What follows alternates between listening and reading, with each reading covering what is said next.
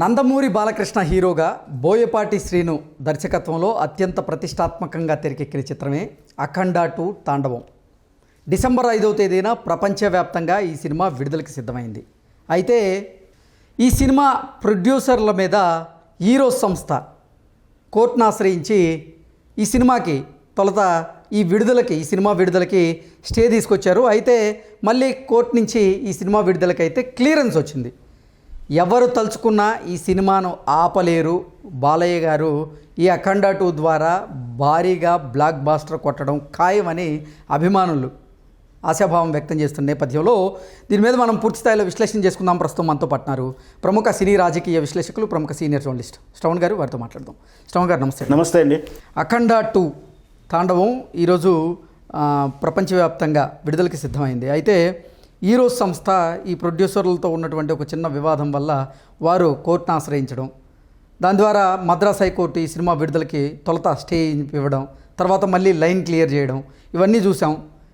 December 5వ తేదీన అఖండ 2 తాండవం విడుదలకైతే సిద్ధమైంది. ఏంటి, ఎవరెన్ని కుట్రలు చేసినా సినిమా అయితే విడుదలవ్వడం ఖాయమని అభిమానులు ఆశాభావం వ్యక్తం చేస్తున్నారు. దీన్ని ఎలా చూడాలంటారు? అఖండ 2 ఎంత బజ్ వచ్చిందో మనం చూసాము. నిజంగా కూడా అది శివతాండవం చేయబోతుంది. సంక్రాంతి పండగ ఒక నెల ముందే వస్తుంది తెలుగు ప్రేక్షకులకని చెప్పుకున్నాం.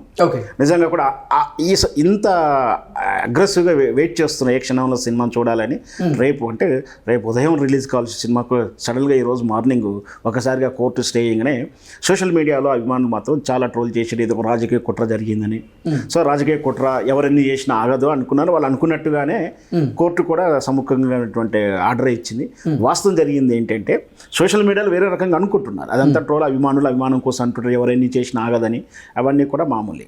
కానీ ఇక్కడ వాస్తవం ఏంటంటే ఈరోజు కంపెనీ అనేది ఈ అఖండ 2 సినిమా నిర్మాణ సంస్థ అయినటువంటి 14 రీల్స్ కంపెనీ మీద వాళ్ళకి రావాల్సిన బకాయిలు ఉన్నాయి, మా అకౌంట్ సెటిల్ కాకుండా ఈ సినిమాని ఆపండి, ఇది విడుదల చేయడానికి వీలు లేదంటూ కూడా కోర్టుకు ఆశ్రయించడం జరిగింది.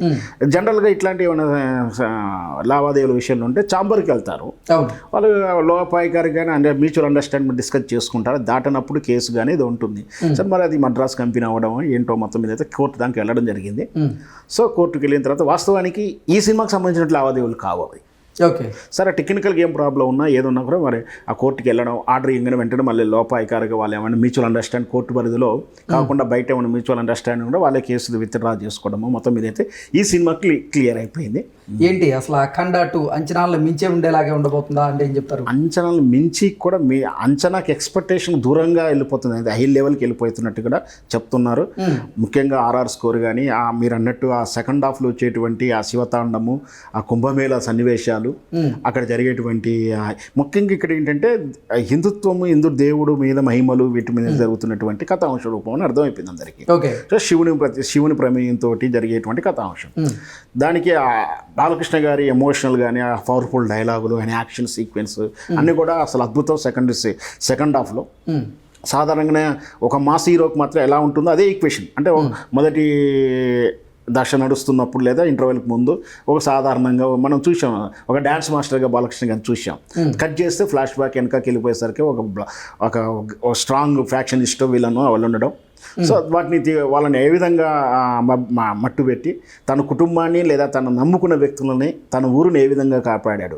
సో ఇది కూడా అలాగే అఖండ తనకు నమ్ముకున్నటువంటి వాళ్ళని ఏ విధంగా చేశాడు అఖండ బాలకృష్ణ గారి క్యారెక్టర్. ఆ సెకండ్ హాఫ్లో వచ్చేటువంటి 20 నిమిషాల సీక్వెన్స్ వెంట్రుక నిక్కబొడుచుకొని సీటుకి ఇలా అత్తుక్కొని క్షీణంగా చూడాల్సిన సన్నివేశాలు ఉన్నాయని కూడా మిత్రులు చెప్తా ఉన్నారు. బహుశా ఖచ్చితంగా నేను చెప్తూనే ఉన్నాను, బాలకృష్ణ గారికే కాదు తెలుగు ప్రేక్షకులందరికీ కూడా ఇది సంక్రాంతికి ముందే పండగ చేసుకునేటువంటి చిత్రం అవుతుందని గ్యారంటీగా చెప్తున్నాను. ఓకే అండి, thank you so much. Thank you.